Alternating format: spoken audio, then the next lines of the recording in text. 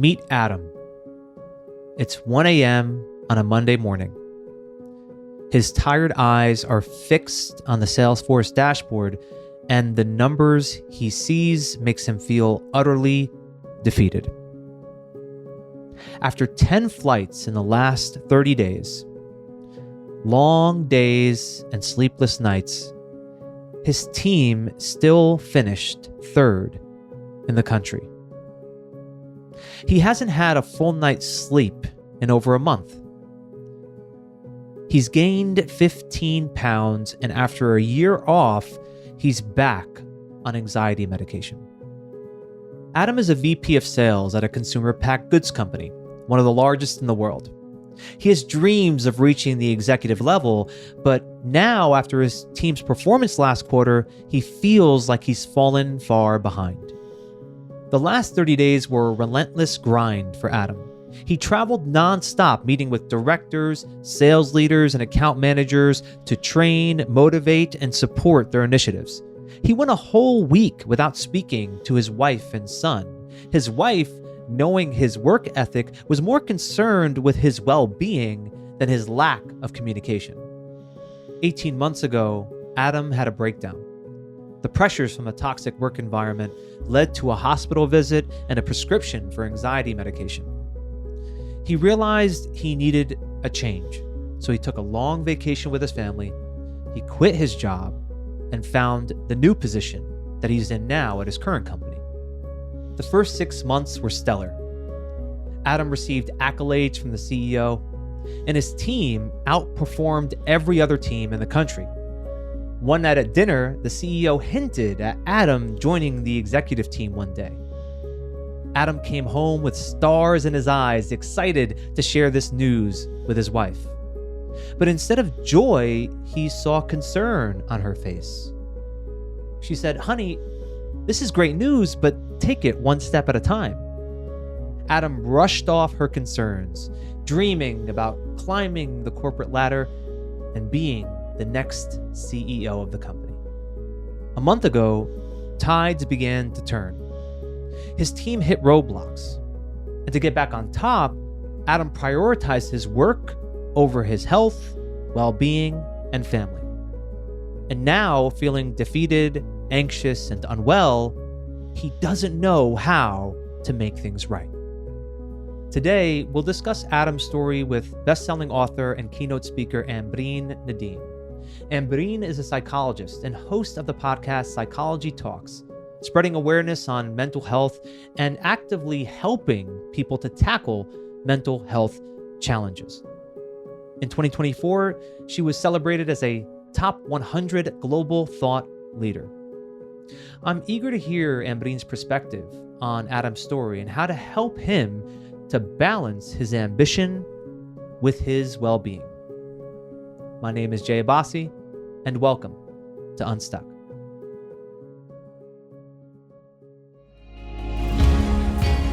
Real people, real stories, real solutions. While the details are changed to protect anonymity, what you just heard is based on a true story of challenges that come up in the real world. And we discuss how to navigate these environments with practical tips to help you get unstuck and build a more fulfilling, impactful, and balanced life and career. So Ambreen, I've been following your content on LinkedIn for years now, and it's always been very impactful and very profound content. But I'm really glad that I've learned now more about your personal story. And I'd love to start there before we get into Adam's story. And there's something that I read that you recently published where you talked about the day when you found the true meaning of life. And it has to do with a trail of ants.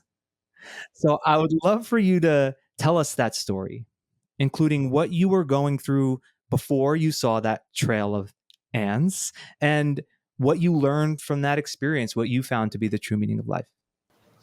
First of all, thank you so much for having me here. It's really an honor to be on your podcast. And I can say the same about you, that I've been following your content for years, and you always have something thought provoking. And, whenever I read your posts, it gives me some food for thought to think about. So I really love your content, and whatever like you're doing on LinkedIn and the way you're helping people is amazing. So thanks a lot for having me here.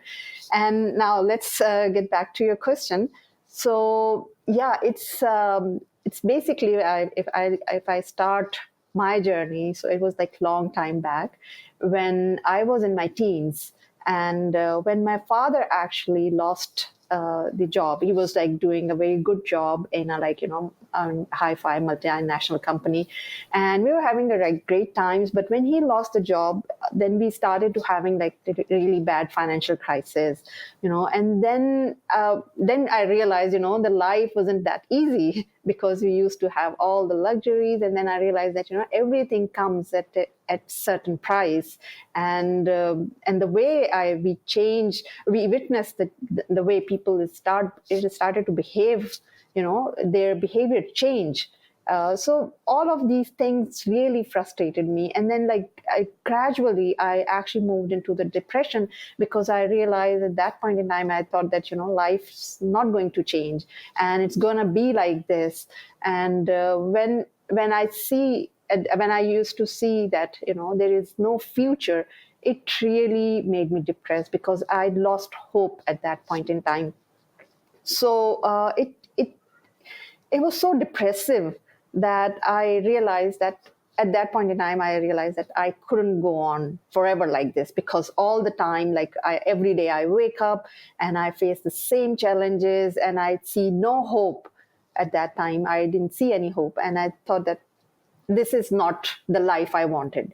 And then because the more I used to see the same challenges, the more I felt that, I think it's time to end my life. So you develop like that. My depression gradually turned into suicidal thoughts. And then, and one day, I decided that it's too much. I can't go on like this.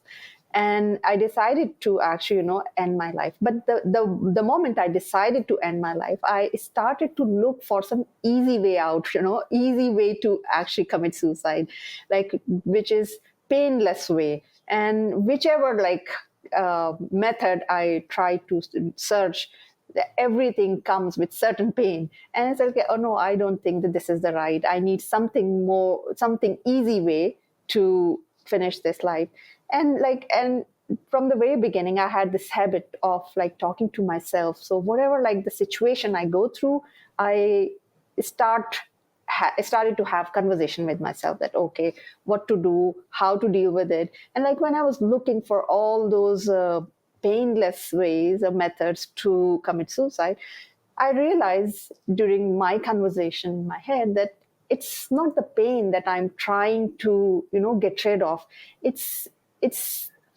Basically the pain was created by my thoughts. And when I realized that fact, it was a big discovery for me at that point in time, that when I was having those deep conversation with myself, that when I was trying to see that this method, no, and I said no, this will also give me more pain if I actually commit suicide through this. And then I said, okay, if I just take all these pills, I said no, this will also eventually give me some kind of pain. So I was thinking that okay, this pain, everything was giving me pain. And I was like, okay, so what is it in the current situation which is not giving me pain? I was thinking, and I said okay, when I don't think about all these things, it's something that is not giving me pain. That means that I need to change my thoughts. And I was thinking that how I can actually change my thoughts. Maybe this is not the end of the life. Maybe I have something in my hand that I can actually change. One thing I also want to point out here, that basically my father and my uncle was a palmist, and I learned palmistry from them. And when I used to read palm, I also used to predict future for the people.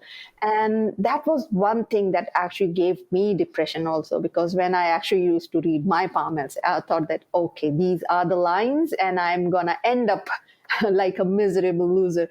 And I thought that this destiny cannot be changed, which is actually in my palms and or in the lines. And that was the one thing that actually took away my hope. And then, like, again, I would just go back in time, and I said, like, if I recall that all the time I was having all the conversation, like these endless thoughts, I'm not sure you have ever encountered a person who's very depressed. Like they may be very dull from the outside, but there is always a whirlwind of thoughts going on in their mind. And those whirlwind of thoughts actually were the main reason for me, which were making me depressed. And then, like on all these like thoughts going on in my mind, one day I realized that event which I actually mentioned in my article, that I was in my deep thoughts, and I was just sitting in a room, and I saw a trail of ants going on in a straight path. And there was then they were carrying much heavy load on themselves, and that how insignificant animal it is, and ant is, and they were actually carrying food to actually, so they can actually prepare for the winter. They are prepared for the winter so they can survive the winter. And like I just, when I was just seeing those ants like carrying such heavy weight going on, and there was a blockage in the way, and I saw that ant actually did not give up on that. They actually took another longer route to reach their goal. And I said, if that insignificant animal, like which is carrying such heavy load on them, and I was just thinking that how much physical pain they might be going through while carrying such heavy load. And even when they face obstacle, they didn't give up. They actually changed the route. So that actually gave me, at that point in time, that gave me the idea that what if the destiny also can be changed, right? What if I take another route to reach my goal or my dreams, instead of following the same path which has been given to me by the divine decree or something? And that was such a big realization for me, that that kind of a aha moment. I said, okay, yes, this is something that I found, because the two things, like one thing that I realized, that the pain of thoughts were the ones which were making me depressed. And the second thing, like I found the answer from those ants, that that if they can change the route, maybe I can change my route too. And that was such a big discovery at that point in time. I thought, okay, I need to tell this to the entire world. And at that point in time, I decided that I'm going to write the book. And that's something that, I need, because I know at that point in time that a lot of people are suffering, because when I see around, like people are suffering so much just because of their thoughts, not because what is happening in the in the environment. It's the way they perceive it. That's how they actually suffer. And but at that point in time, I was so young. I was in my teens, and I didn't have any resources, of course. So I then I decided that okay, I will work upon this idea in 20 years. And the reason why, like, I calculated those 20 years, like, it was not just a random figure that came to my mind. I worked around it. I made a plan that, okay, because I'm basically from Pakistan, like, being a female coming from that background, there are lots of societal pressure to conform, because if it is considered to, for a woman to get married and have families, and it's dedicated. For females, it is a role that is decided by a society, is to dedicate their lives to the family. And so coming up or having the desire to write a book was a completely different idea. And I know that nobody could actually accept my dream. And even actually when I tried to share with others, I got a severe criticism, a lot of I would say there was a lot of resistance from the people that they said it's better to think about yourself and the family instead of thinking about it. So what, like at that point in time, I give myself like 20 years, and I said, okay, first I'll establish my career, then I'll get married, and I'll have kids, and then I work on it. And that's exactly what I did. And I think that's the beauty and of writing your destiny, is that you actually really in literal terms you write your destiny. And because at that point in time I had written everything the way I achieved in my life. So this is kind of a very short, in a brief way, I describe that what is my journey like. Well, Ambreen, congratulations to you for living out that analogy of the ants. And you faced that obstacle and you made the choice to take a different path and build a new future for yourself. You did that. And I think that that's a powerful lesson that you received at a young age, and seeing those ants and realizing that you do have a way to create a different future. And it has to do with the thoughts as well as the actions that you take. And when it came to your description or the realization you had about your thoughts, how I often describe the problem to people is the problem is actually not the thoughts themselves. It's the belief that every thought is true. The identification with the thought becomes the problem, because a thought in itself only has an impact when it has an attachment, when there is something that you are, or how you're interpreting the thought, the relationship you have with the thought is ultimately what then leads to depression, anxiety, and so on. And one of the things that I am excited to ask you about, because it's a topic that I am fascinated by, is the topic of free will. I'm going to read something I saw right on your website. It was, do you think you have free will? Think again. So to tell us your perspective on free will. That's a great question, and that's exactly the discovery that I found when I was actually when I saw those ants, that how they changed the path of the destiny. So the thing is that the entire world. I will just start with. I will start with giving you the example of what Shakespeare had said in his play, As You Like It. That this world is a stage, right? And each one of us, like, come in this world, play our part, and exit, right? So this is exactly like Shakespeare has described it completely. And even if you look, and if you study different like fields like neurosciences, quantum physics, and astrophysics, astronomy, whatever like the field you actually study, it always, like, all of these studies points toward the fact that everything is predestined, right? Like even if you observe, like, sun, it comes every day on the same time. It has been happening for 14 million years, right? Not a single second delay. Even if you actually sow a seed of a bamboo, right? You will always get a bamboo seed. It will never happen that if you sow a seed of a bamboo and you will get the apple tree. It's not gonna happen, because these are like, everything is scripted. It's exactly designed the way it should be. Like physics also described that everything is governed by the physical laws. If you actually light a fire and put your finger in the fire, you will feel the heat. It cannot happen, right, that you start when you put your finger in the fire and you start feeling cold. It's not going to happen, because everything is governed by these physical laws. And these are laws, I say, these are all the algorithms, right? For example, so everything is happening, everything is scripted the same way, and everything is happening according to the script.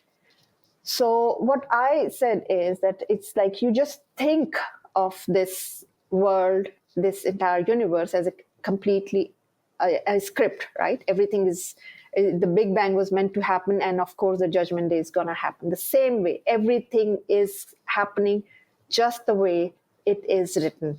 But the only thing is that is not written, or is that the roles, what if I give you the example of the Shakespeare again, that we come to this world and play our part, and the roles are decided, but we choose our role with our free will, right?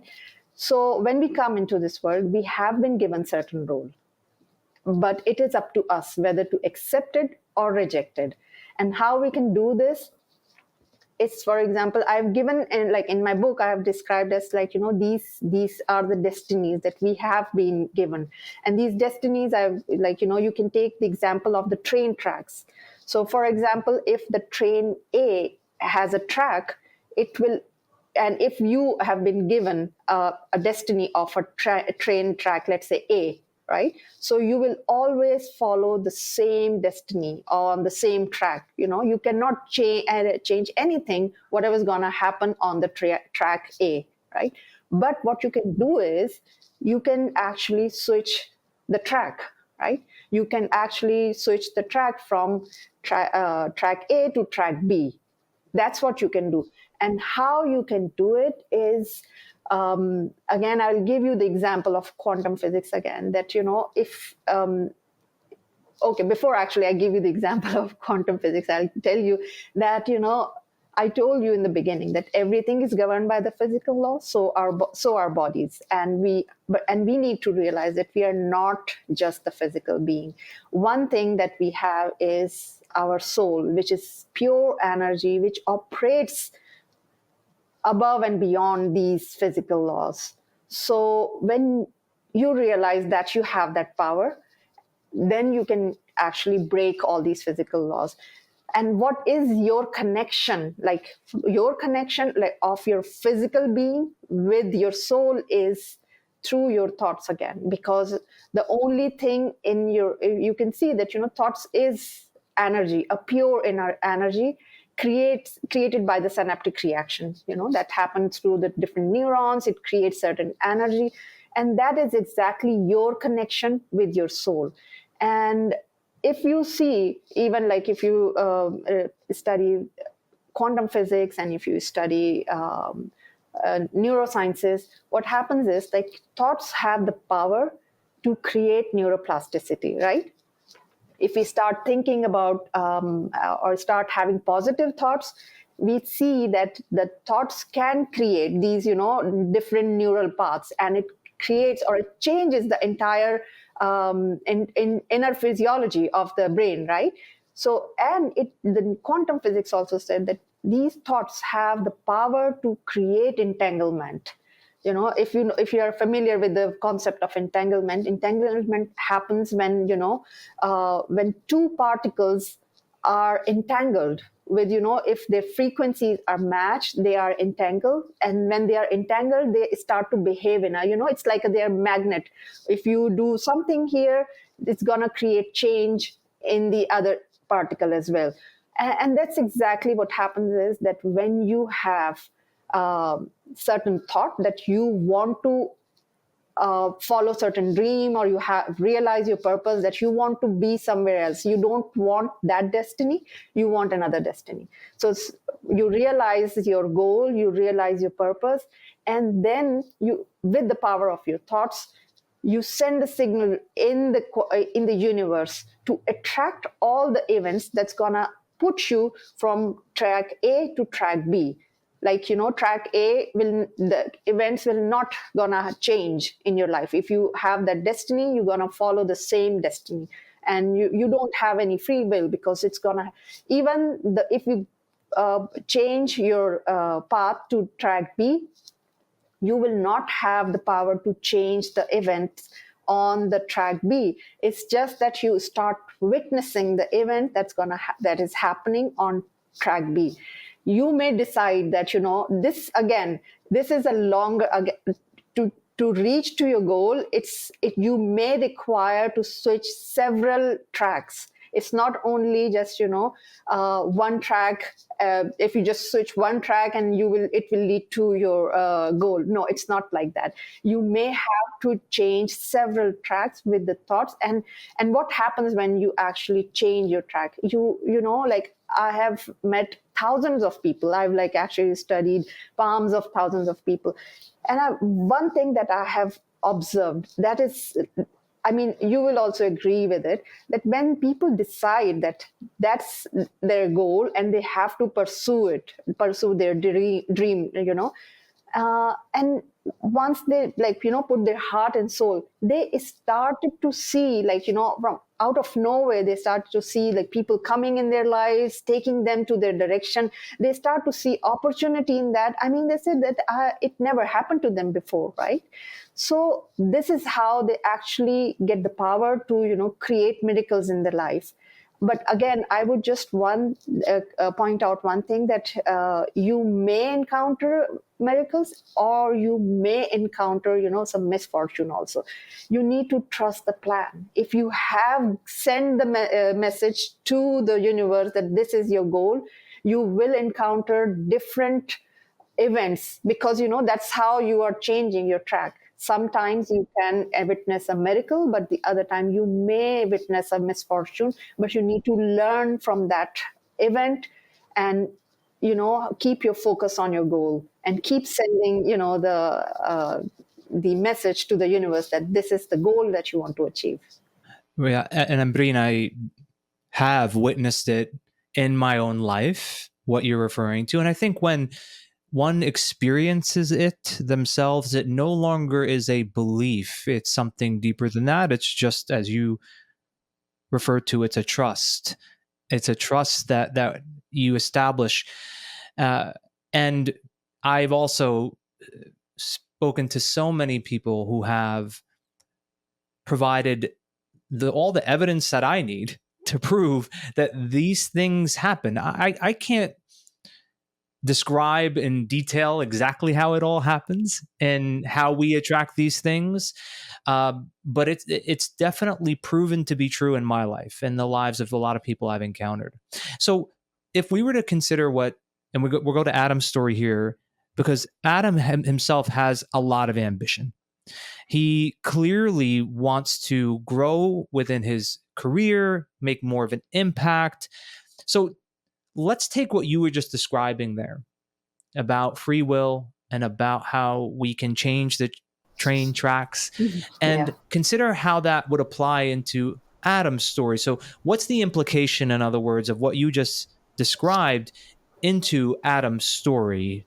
Do your best if you can to connect those dots. Yes, definitely. And that's a very good question, because a lot of people need to know that how they can apply that concept in their real life. And the Adam's story is very similar to a lot of people who are actually going through the same conflicts in their life, because, they have high ambition, they want to achieve a lot of things, but what they do is at the end, they have been kind of suffering. And, that's at the cost of their mental well-being, at the cost of their physical well-being. They actually compromise their relationships and everything. So what's happening here? Let me tell you. So when we take the example of Adam's family, what is happening is that Adam needs to realize that, is it his own ambition, or is it the ambition he is following that is given by the society or from the family? Because that is one thing that people don't realize. Most of the time, we have been given the goals by the society that, they need to follow. They need to become, like if you look at society, they will always praise the ones who have very good job at the multinational company or the banks, or they are the CEO of the company. And they have certain the kind of these titles, they have certain kind of bank balance, they have certain car.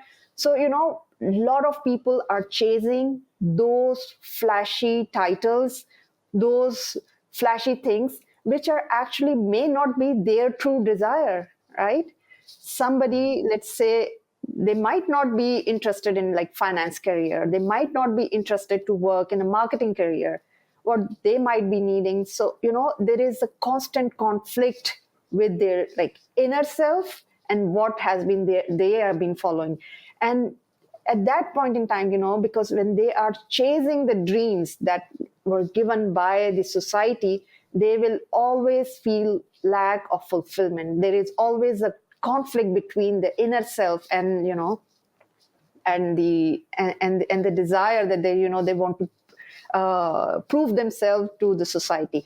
Here, one thing I also want to highlight that a lot of people ask me is, they have to pay the bills, right? If someone has taken the career which they might not be preferred, which I would say they might not be pursuing the inner calling through the career. What should they do? Because they still don't feel like pursuing the career, but of course they need to pay the bill, they need to support the family. What should be the best way? So I would say just sometimes if they have realized this, that there is a dissonance between inner calling and their career, then they need to add certain element where they feel more fulfilled. What is their passion? For example, they need to connect with themselves. The first thing and the foremost thing is they need to have the discovery. They need to start that journey of the inner discovery, because unless they don't start there to realize that who they are, they will never be able to find what is their path. So they need to connect with themselves. They need to find that what do they actually want, right? And then they need to work on the strategy, that how it can be worked with the current scenario. And in the Adam scenario, for example, let's take the example that this is his inner calling, right? He might be following the same path that was his passion, and yet he was feeling burned out, because it's not always right to put everything in just one thing. Like it's always. I would say that our as a humans, we have different aspects, right? Spiritual, emotional, and physical, and so we need to take care of all these aspects as well. If we only focus on, let's say, mental health, or if we only focus on physical health, and our other areas will suffer, right? So what we need to have a balance. It's very important. Like if we've seen that there are like very successful people, they're all going to the gym, they're doing everything, yet they have certain emptiness from inside. So what they need is, they need to have the balance. They need to find out that what is missing, which area is lacking, right? And then they need to start working on it. For example, if we take the example of Adam, he was giving everything to achieve the success. Okay, what was happening in that case? He was getting attached to the outcome instead of the journey itself. If you take the example that I was giving, right, that when we send the message to the universe that we need that goal, what we need to do is we need to be open to receive all the events. It could be failure or it could be success. So if he is facing a failure, or if he's facing a delay in the success, he needs to trust the plan and he needs to learn from this. Because if we've done anything, if we have given everything, that's fine. That something is wrong, maybe we need to learn from it, and then we need to keep going on. We need to see that what is not working. He has the goal to achieve, let's say, that growth, right? So that path he has taken might not be giving the result. So what he needs to do, okay, maybe he needs to change the path. Maybe if he thinks that the company culture is very toxic, then he may need to change the company. If he thinks that this particular strategy is not working out in that role, then he may need to change the strategy. So that's the very important thing, is that do not get attached to the outcome. Even if you're on the right path, it's going to destroy you, because again, you will be consumed by your, attachment. Yeah. Well, the question that is on my mind that I often ask people when they feel this kind of resistance is, what's fueling your desire? And you were covering, I think, wonderfully how we often, without even knowing it, are fueled by societal pressures and what we think will give us the recognition or the status in our society. And if that's what's fueling it, then it's often going to lead to the kind of discouragement that Adam is experiencing. And the other thing that I'm hearing is what investment he is making in the outcome being what will provide him his happiness. And he's made a big investment here. And because he's made such a big investment, it's now impacting his overall mental and emotional state, because if it's not going according to the way he wants it to go, he's experiencing this dissatisfaction, this discouragement, and it's what's keeping him up till 1 a.m. looking at his Salesforce dashboard. And so the one thing I know you talk quite a bit about is control. You recently had a post about this, and you said letting go of the urge to control. And I think that was very related to Adam's story, because I think he has that problem. He wants to control everything. He wants everything to go his way. He wants his team to be top performing every quarter. He travels around the whole country trying to fix everything because it's about control for him. So how could Adam learn how to let go of the urge to control? Yes, a very good question again, because it will come back, at the end, you need to know what are your desires and where these emotions coming from. Because is it coming from your ego or is it coming from your higher self, right? That's one thing is very important. Even like I talk a lot about, a lot of people ask me that, when I talk about you need to listen to your inner voice, and I always, tell people, but there is a big catch, and there's a big problem that people don't know what is inner voice, because there are lots of voices coming in our head, and the voice, they are coming from ego, they're coming from fear, from past trauma, from past experience, and some inflated ego that, okay, this, we need to boast ourselves. So which voice is the voice of inner intuition, or the inner voice? What is it? What do you, like, people often ask me, what do you mean by the inner voice?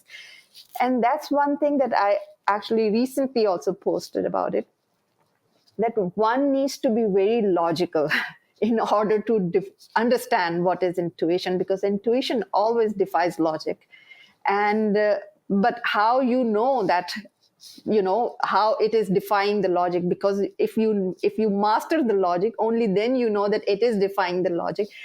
So you need to, I always tell people, whoever comes to me for counseling, that write down your thoughts, and then see that is it coming from your ego? Because need to start the origin point, that where is it originating from? Is it coming from, for example, if I want to, let's say, start something, let's say, start a new or start to take a new initiative or something, or maybe I want to join another company, or whatever the big decision I want to make.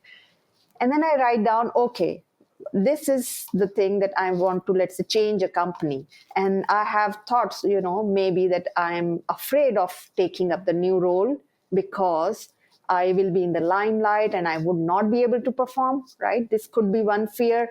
Or I want to do it. Why I want to do it? Because, I will get big status and good title. And, that's how I will be able to impress my colleagues. So, all these feelings, we need to know that why do I want to take any decision? And then see that what is your inner voice telling you. There is, like, whenever you are analyzing all your thoughts and feeling, you will get some consistent, some subtle voice that, this decision is good or not. this will actually tell you if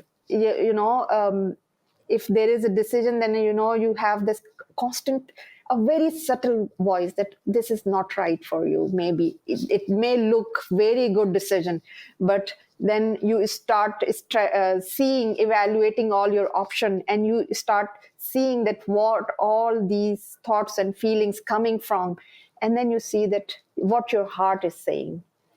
Then you will listen. I will give you one example of my own, because once I was I joined the company, which was like everyone knows that I started my career as from the Unilever, and which was a very good company. But when I started it, I was given a very small role, and it was not something that I wanted, because, or even I was even qualified for that, but due to all the politics and everything, I was not given the role.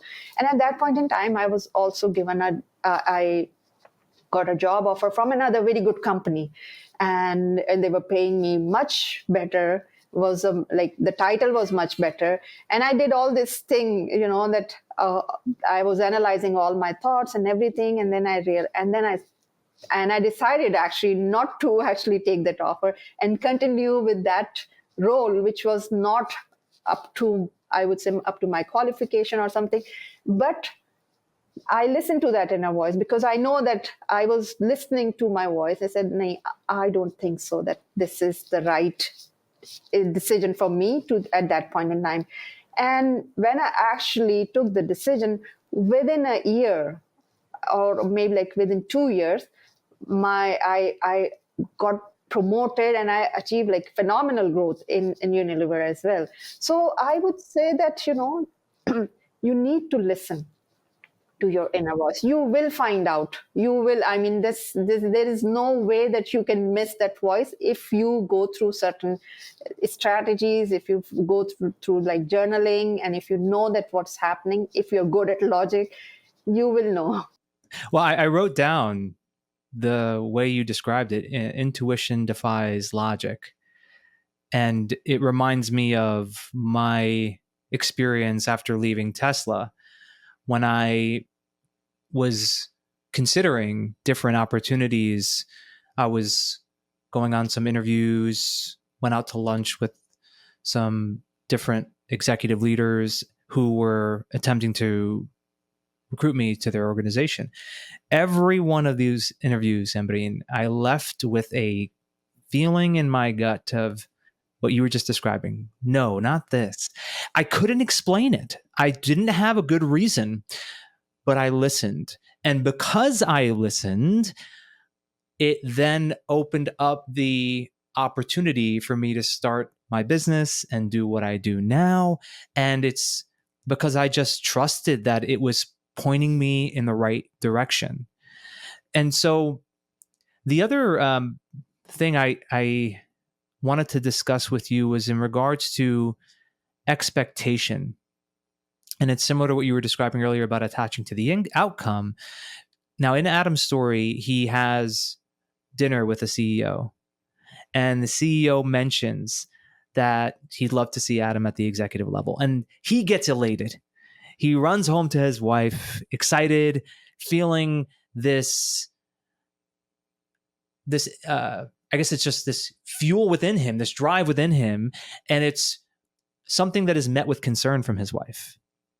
So talk to me a little bit about how expectation can sometimes create discouragement in that way. And how do we balance that? It's okay, I think, to have ambition, of course, but in Adam's case, he may have taken it too far, and he may have unintentionally set himself up for suffering. So talk to me a little bit about that. Yeah, I mean, I would say that's natural also. I would say that, okay, if, for example, he was so much ambitious to actually take up that role, and if the CEO is promising that he will take up this role, then it's natural to feel elated. And, and at that point in time, it is happening everywhere.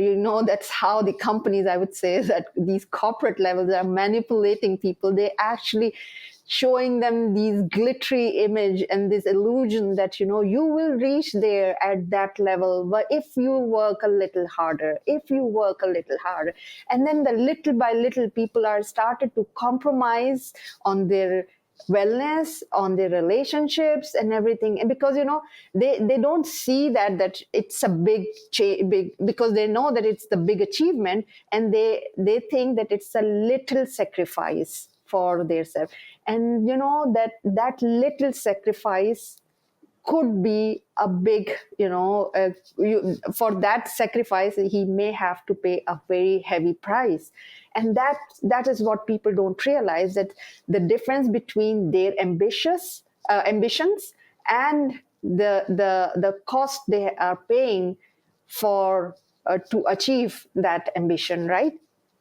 And that always created by the society, because again, I would just say that these titles, these status and everything is so, I would say that it's always on our mind, no matter what. You will go and see the Ferrari going by from your side, and it's natural that you would turn your head and see, oh my God, this is a very nice, cool Ferrari or the McLaren. So it is natural, and everybody wants that. Everybody wants, but I would say that why do we need that Ferrari or McLaren, right, to attract people? I would say that if we attach that much of our pleasure or happiness with all these external things, then we will always be chasing this illusion created by the society. We need to realize what is important for us. I'm reading the book by Eckhart Tolle, and he always speak about the importance of living in the present moment. Because when you are living in the present moment, then you realize what is important. Do you think that driving that Ferrari at the cost of your relationship, at the cost of your mental health, at the cost of your physical health, really worth it? So then you would realize, I think nobody would want to have that Ferrari or the McLaren at the cost of their well-being. Because if you don't have that well-being, you will never be able to enjoy. Yeah. Well, the pattern he's falling into, Ambreen, and you've used the word a few times, and I find that in every case of unnecessary psychological suffering, there's this component of attachment. And attachment is really is creating this disruption, because Adam hears that from the CEO, and then he has now an attachment to that goal. He has this attachment to the way in which others are perceiving him too. Because like you were saying, society now in his mind, the people around him perceive him as a top performer. He has to maintain that level. He has to keep that going. And because he sees his team underperforming, he feels like he's no longer meeting that standard. He feels like his status is being lowered. And it's what's causing him to work like crazy and stay up on till 1 a.m. looking at his Salesforce reports. And so let's say Adam has the great fortune of having a Zoom meeting with you right after he looks at that Salesforce dashboard. So he looks at that report, he's feeling all down, he's feeling really depressed and upset. And then he gets on a Zoom call with you, Ambreen. What's the first thing you tell him? What advice would you give him? I would just tell him that, what is happening in the present moment. Leave everything that why the Salesforce is not operating and why, because the anxiety is actually a result of when you think too much about the future, right?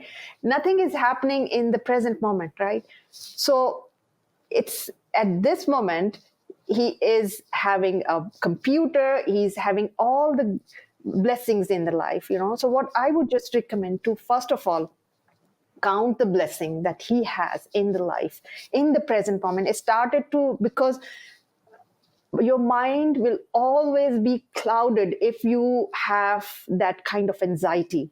You need to calm yourself. You need to calm your mind to think clearly, right? So, first advice I would just give him to calm his mind, because he will never be able to think clearly if he is always thinking about, oh my God, what's going to happen, and his Salesforce. So, these things will remain. I would just ask him to write down three at least blessings in a life and feel it, so he will feel, that anxiety will go away from his mind. And once the anxiety is over, then I would just say that, okay, that has already happened, right? We need to think that how we can improve further on that. I would just ask him that, okay, this is your ambition, this is your goal, and this is not happening. That means, where is the problem? Is the problem is with you, with the team, with the CEO? And then when you detect the problem, only then you will be able to find the solution. Because he, at this moment, we know that he has the right ambition, he is doing good, and then we detect the problem, only then we can work upon it to find the solution. Yeah. There's the redirection of focus from what is it that I want and I don't have, to what is it that I want that I do have. Yes, absolutely. It's a redirection, and in doing so, it really gets you out of what you were just describing earlier from what you're reading with Eckhart Tolle, of not focusing your attention on the past or on the future, but rather bringing yourself to the present moment. Because you can say, right now, here's what I'm grateful for. Right now, here are the things that are wonderful in my life. And then the aspect of objective analysis that you were referring to, you have more of that faculty of your mind when you're not in that state of feeling threatened. When you're feeling threatened and you're feeling like you're not safe, you don't have the same capability to be able to review everything and decide on, what can I do here? How can I fix this? Because it's literally not working. Your prefrontal cortex is shut down when the amygdala is fired off and you're feeling threat. And the prefrontal cortex is where you're able to come up with solutions and look at things carefully and objectively. And so when you think about your years of study and research, and I know that you have in your book a lot of this as well, and Algorithm of Life, you have different practices, maybe, and different tools that you could recommend. What would be one practice or one tool that you would give Adam here to be able to apply into his day-to-day to help him through his unhealthy patterns? Yeah, that's a very good question. I would just say that, Adam needs to connect with himself and stay in the present. And what also I would want to just keep his priorities very clear. One thing people actually miss when they are actually following or pursuing their dream is they lose the touch of their priorities in life. Because even like if we take the example of Elon Musk, he acquired Twitter and he asked everyone to work hard so much. And, again, it boils down to, what are your priorities in life?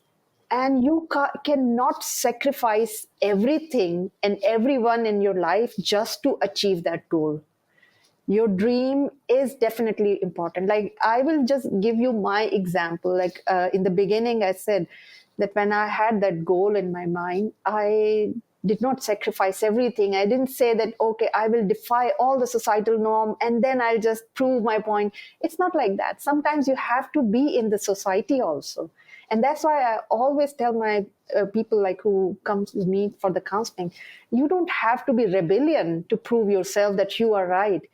Maybe you can accept others and then you can prove your point. So embrace yourself first of all. Know yourself, that who you are, what do you want in your life, and then pursue your goals and have your right priorities. Be very clear in your life that what do you want and why do you want it, and what price do you want to actually, are you willing to pay? That's very important. Yeah. What do you want and why do you want it? It's amazing to me, and I say this with a great deal of compassion, how many people don't have the answers to those questions. They haven't done that work. And so I hope that everyone listening takes that seriously and really asks themselves those questions, and carve out some time for yourself to be able to really consider what are the answers to those questions, because that could be the compass for you. That is your North Star as to how to direct your life from there. And Ambreen, I want to just thank you so much, by the way, for taking the time today to share some of your insights. And I encourage everybody to check out Ambreen's book, Algorithm of Life. It's a best-selling book. It has years of her wisdom put into this one book. And also on LinkedIn, Ambreen is very active and offers incredible value and content day in and day out. You are so consistent in providing some incredible thought-provoking content. So reach out to her on LinkedIn, connect, follow her there. And then I know one thing we were talking about before we started recording is that you were launching your coaching program, which is so exciting that that's also coming. So tell us a little bit about that. Tell us a little bit about this coaching program that you're working on. Yeah, thank you so much. Yeah, it's been like I've been working on it for maybe like last 1.5 years, and I'm planning now to launch it maybe within a week or so. So this coaching program is all about that one can discover themselves and while having that mental peace. So it's not only about finding out themselves, but it's kind of help them achieve their next level in the life, and again then give them the clarity that what they want in life. It's just like that they will find themselves, that what they are and where they want to go in life. Yeah. Well, I know it's going to add a ton of value to many people who need that help and that guidance. So I encourage everyone listening, check out Ambreen, find her on LinkedIn. And Ambreen, I want to thank you again for taking time today. I really appreciate you sharing your insights. This was such a wonderful conversation. Thank you so much for having me and giving me a chance to actually share my thoughts here. Thank you so much. What I really loved about how Ambreen shared her insights is she used a lot of analogy and metaphor and storytelling. And so I'm going to do my best here to bring that all together into the insights and the actionable takeaways. The first insight was how suffering is created by our thoughts. She tells her personal story of where she almost committed suicide. And it was the realization that her thoughts about her situation was what's causing her suffering. And then she also told the story about the ants and how when she saw the ants be able to take on such a heavy burden of what they were carrying and then reroute, that it hit her that through her own thoughts, she could change her destiny. Second insight, do not attach to outcomes. I find that this is a lesson worth repeating. While you hear me talk about it, what's fascinating is as we are learning together through this journey of this podcast, is that so many of the experts that we bring on bring up the same thing. And she brought this up on her own. So I think it's something to continue to revisit. That is to not attach to outcomes and to really enjoy the journey and enjoy the ride. Third insight, intuition defies logic. What we're feeling intuitively may not even make logical sense, but we need to listen to that and discern what it's telling us. The actionable takeaways, if we were to think about what you can put into practice, the first one is leverage thoughts in a way that could change your destiny.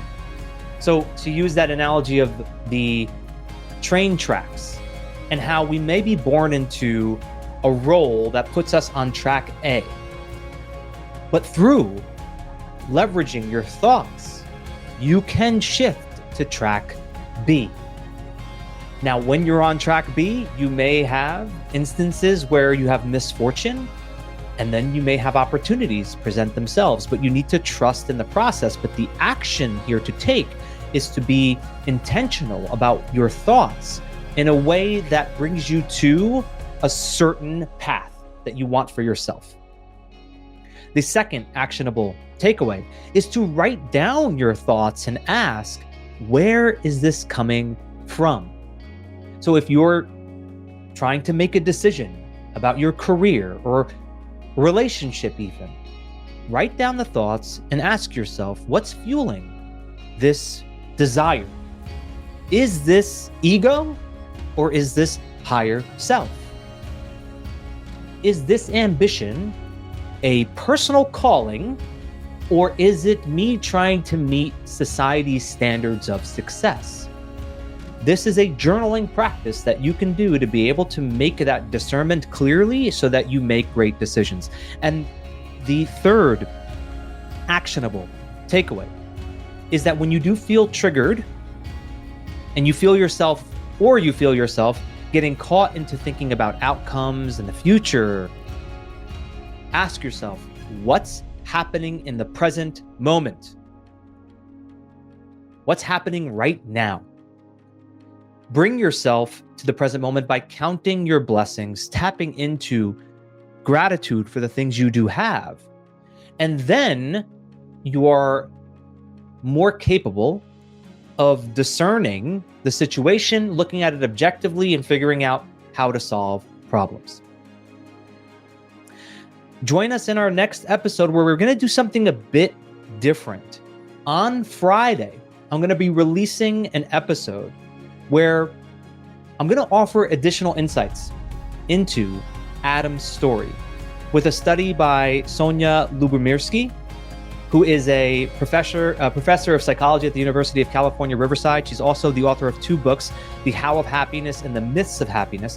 We're going to be diving into that study, and I'm going to give you one specific practice to help you to be able to detach from outcomes. So this is a bit different. It won't be on YouTube. We'll only have this episode in audio format. So wherever you're listening to podcasts, you'll see that released on Friday.